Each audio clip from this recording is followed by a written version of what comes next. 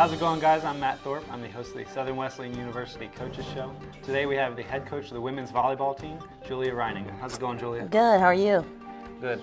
Glad to have you here. Julia, your fall season's coming to a close. You guys have gone 16-13, but you went 9-1 at home. So tell us a little bit about your season and what it's like to play here at SWU. Well, so far I feel like it's been a really great season, a really fun time with the team, a lot of growth in a lot of different areas. We do definitely have a home court advantage when we play in historic Tysinger. We're used to the smaller environment, the low ceiling, and that plays to our advantage pretty well. We also love playing in front of our home crowd. Home matches are very loud and exciting, and it feels like everybody in the stands is right there on the court with us. So it's definitely an advantage to play at home, and we really, really enjoy it. Well, this season you had 9 girls named for academic all-conference. What do you do as a coach and as a team to build your student athletes beyond just playing on the court? Well, we stress the importance of working hard in every area of your life. And, you know, the girls realize that volleyball will end at some point and they will go into the real world and enter into different professions. And so we try to stress that they're preparing themselves for the future and their next steps after here.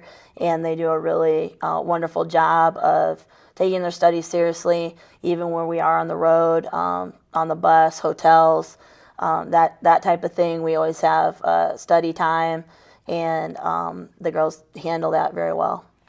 3 of your girls actually earned all-conference recognition for their skills on the court. Katie Anderson led the conference in digs this season. So what has she brought to the court beyond just her defensive ability, and what has she brought to your team? She's done a really good job of transitioning into the libero position, being that constant defender. Last year she played outside hitter for us, but she was a 6-rotation player, playing those 3 rotations in the back row.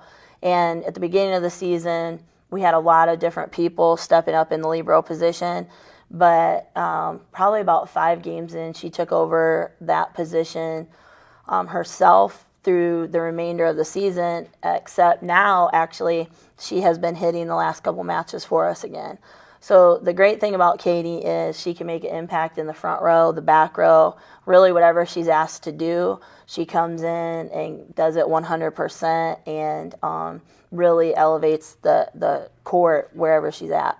So Katie earned 2nd team all-conference along with Kendall Allencourt, who was 2nd in the conference in solo blocks. Tell us a little bit about Kendall's game. Kendall she's not only a wonderful volleyball player just like Katie, but she's also an amazing person just like Katie. She's really kind of a mother on the team.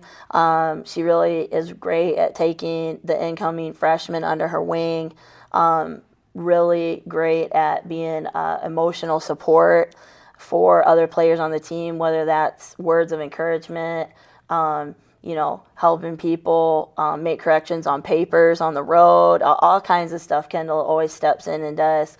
On the court, she's been a huge force. And what people don't realize about Kendall is she does well in the front row, hitting and blocking, but she is also a really good back row player. But we just don't need her in that position all the time with the players that we have. But she can really play any spot on the court. So along with those 2 getting recognized, Paige Connor was recognized as a 1st team all-conference player. She was 2nd in the conference in kills, and actually she won Offensive Player of the Year for Conference Carolinas. Mm-hmm. Paige has performed outstandingly throughout the year, earning 3 different weeks earning Conference Carolinas Player of the Week. What does she bring to your team, obviously beyond just her play on the court? Yeah, that's really hard to put into words what she brings. Because anything I say just sounds like it's not enough.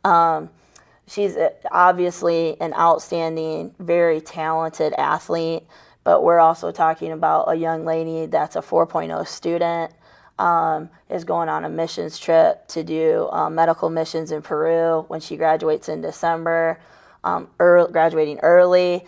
So she just really gives 100% in every single area of her life, and that is definitely shown through in her volleyball and all other aspects of her character. There's really not enough great words I can say about Paige and what she's brought to the team and the program. she transferred in from a Division I program, and you never really know how that's going to go. And she has just really embraced that and had an awesome time with it, and brought that intensity and leadership that she had there here and really elevated our program. So this year the team fell short during the semifinals of the Conference Carolinas tournament, but now you have the opportunity to compete in the NCAA region tournament. How does your mindset shift between the two tournaments, and how do you prepare differently? Well, I don't think we prepare really any differently. It was our first time making it to the semifinals, and so we were really excited about the opportunity to go to that tournament. We lost to a wonderful Barton team who ended up winning Conference Carolinas, so hats off to them. They were definitely a very strong team this year. But really, we're not focusing any different. We're still practicing very hard, getting prepared for our next opponent, and really the shift in mindset of the team hasn't changed at all. At this point, you still have a few games left with the tournament coming up. As a coach, where's your mind when it comes to thinking about in the spring and in next year? How are you preparing or evaluating your team this year to figure out where you need to improve?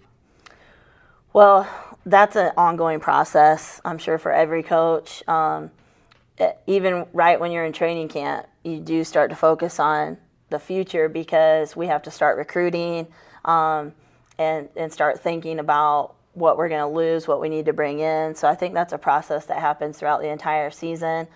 But particularly this season, our team has been challenging each other to just be where our feet are. And so what that means is if we're at practice, we want to be fully invested in practice. If we're on the bus together, we want to be fully invested on the bus together. And so as a coach, I've really tried to do that with the team as well, and just be wherever my feet are. And then in the off times, definitely still recruiting, figuring out where we need to go in the spring, what we need to improve on in the spring. But right now we're just kind of enjoying the ride and just trying to still get better each day. As a whole, how do you feel about the season? Where does it fall when it comes to your goals and expectations as you guys came in? I think it's been a wonderful season. It's really exceeded my expectations.